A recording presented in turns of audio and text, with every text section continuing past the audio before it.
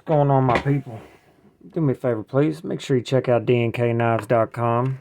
And if you purchase something from there, you can use this coupon code behind the edge 10 to get yourself 10% off.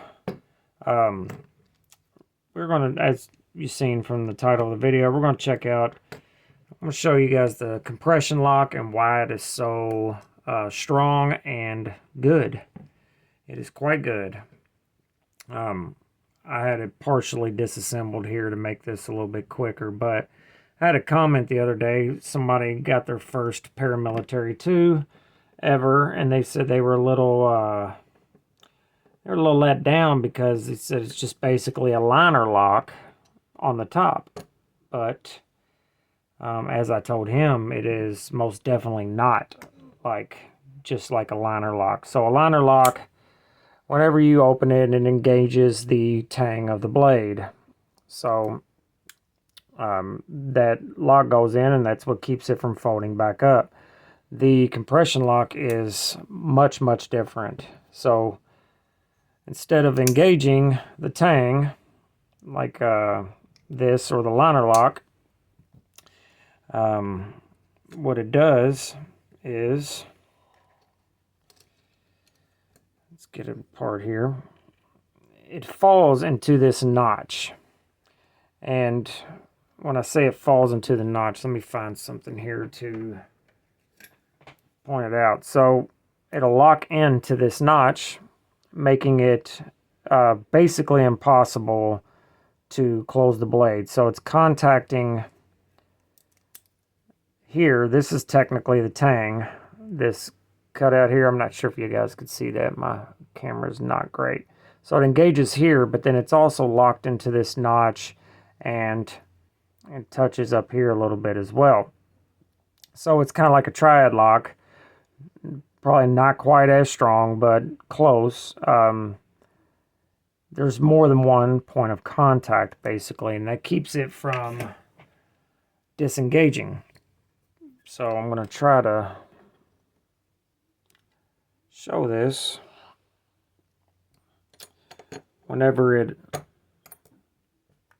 long ass blade here, whenever it opens, it slides into this notch.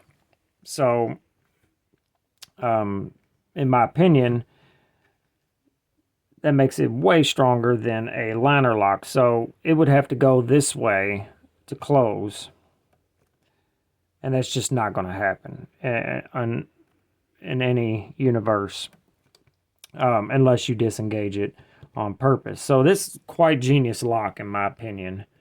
It's no different on this military 2 than a paramilitary 2, or even a Para 3, or any of the compression lock knives. Now, this knife has been said to be a compression lock button actuated, but it is a little different. It does engage right here, just like this one does, but it doesn't have a notch. So this part right here that hits the stub pin is gone.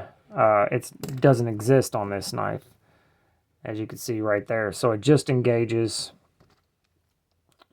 right there. So it does have a strong point of contact like this, but it's not quite the same thing as this compression lock. This is a fantastic lock as far as strength and durability and usability.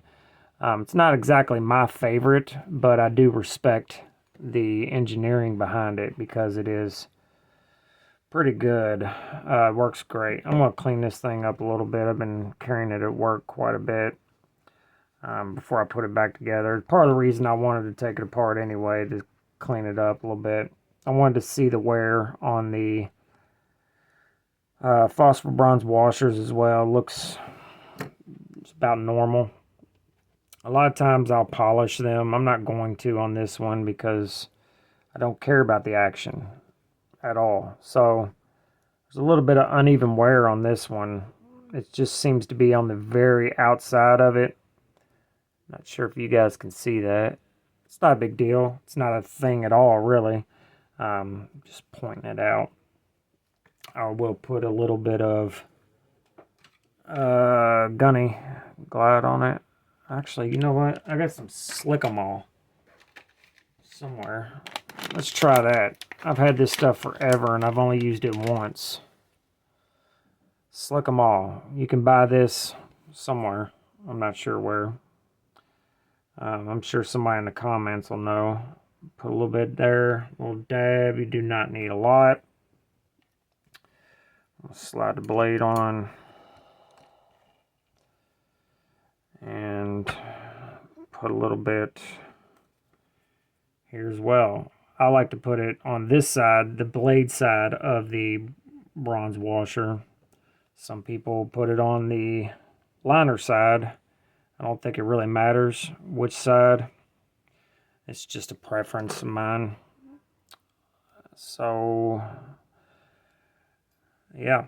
Anyway, I just wanted to throw this video together. It'll be a short one, just to show that a compression lock is most definitely not the same thing as a liner lock. I guess you can say it is still a liner lock per definition, but it doesn't engage the tang the same way as a liner lock does. Clean up this detent a little bit. And I want to clean this side of the... Yeah. The reason I didn't take this all the way apart is because this right here, once you take this lanyard tube out, then it becomes loose when you put it back in, and it wants to rattle, and it drives me nuts. Like this one already rattles.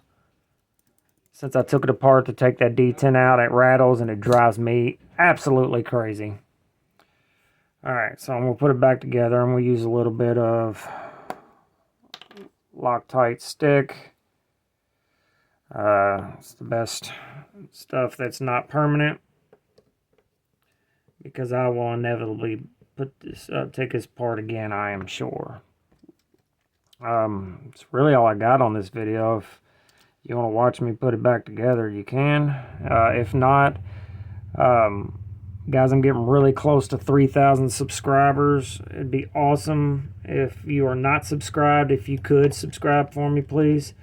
If you like the content and you would like for me to keep making videos, you can possibly think about supporting the channel by joining the membership or Patreon. There's a link to Patreon in the description.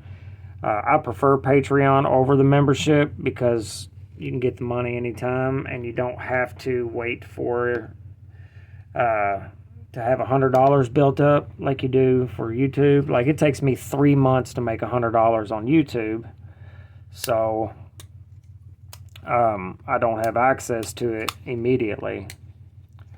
It takes me a long time to get the money. When I do, you know, get it, man, that is so good.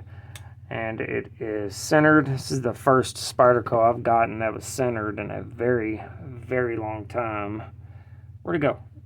I had the, oh, here it is. Yeah. So, if there's any questions about the, oh, dang it, I should have showed you while I was in there.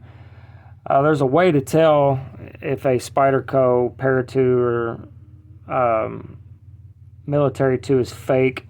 And I should have showed you why I had it open. Maybe I'll make another video about it. But anyway, that's all I got on this one. Make sure you're good to each other, love each other. Remember, there is absolutely no reason to be a dumb cunt, because life is way too short. Later.